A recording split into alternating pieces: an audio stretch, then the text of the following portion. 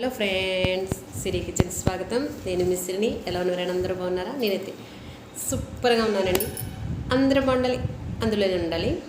ముందుగా మీకు వీడియో కనుక నచ్చితే లైక్ చేయండి, షేర్ చేయండి, సబ్స్క్రైబ్ చేయండి.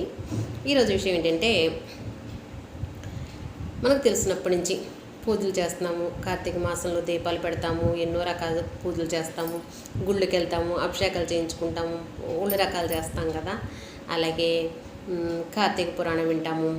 భక్తికి సంబంధించిన చాలా ప్రవచనాలు ఎంతోమంది చెప్తున్నారు కదా, అన్నీ వింటాము.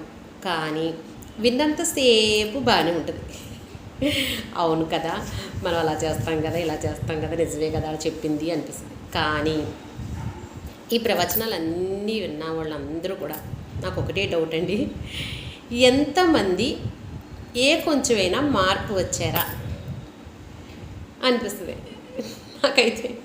నాకేంటో విని కొలది ఇంకా వింటాను కానీ ఒకటి అనిపిస్తుంది, ఓహో ఇలా కదా అలా కదా అనిపిస్తుంది. కానీ అది ఎంతవరకు నేను చేయగలుగుతున్నాను అనే డౌట్ మటుకు నాకు ఉండిపోద్ది.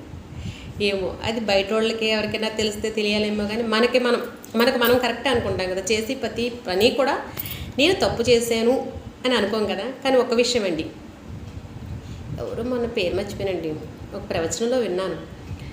ఏంటంటే, చేసి తప్పు అని మనకి ఇక్కడ తెలియకపోయినా ఇక్కడ తెలుస్తుంది ఏంటండి, ఇది మనం చేసిన తప్పు అని. కానీ మనం అది ఒప్పుకోం, నాకు నేనే కరెక్ట్ అని అనుకుంటాం. ఎలాగంటే, మనం నందంటే నంది, పందంటే పందంట. మా చిన్నప్పుడు అమ్మమ్మ అనేది ఒకళ్ళు ఉంటారు, వాళ్ళు నందంటే నంది, పందంటే పంది, నందిని పందెం చేస్తారు, పందిని నందిని చేస్తారని చెప్పింది. కానీ ఒకటండి, మనం ఎంత మార్పు చేసినా ఎప్పుడైనా సరే మనం చేసేది తప్పు అనే విషయం మనకు తెలిసిన రోజు నాడు చాలా గొప్పడు అయిపోతూ ఉంటాం మనం.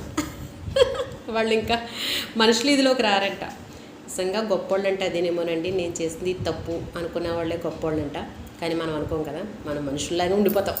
జీవితకాలం మనలో మార్పు అనేది ఎప్పుడు వస్తుందో కూడా తెలియదు. ఆ వచ్చే టైంకి ఏమి ఎలా ఉంటుందో పరిస్థితి తెలియదు, అలా ఉంటుంది. అవునంటారు కాదంటారు. నాకైతే ప్రవచనాలు ఇవన్నీ విన్నాక, ఎవరన్నా చెప్పింది విన్నాక నాకు ఇలా అనిపిస్తుందండి. మీకు ఏమనిపిస్తుందో చెప్పండి. నవ్వుతూ ఉండండి, నవ్విస్తూ ఉండండి, ఆనందంగా ఉండండి, ఆరోగ్యంగా ఉండండి.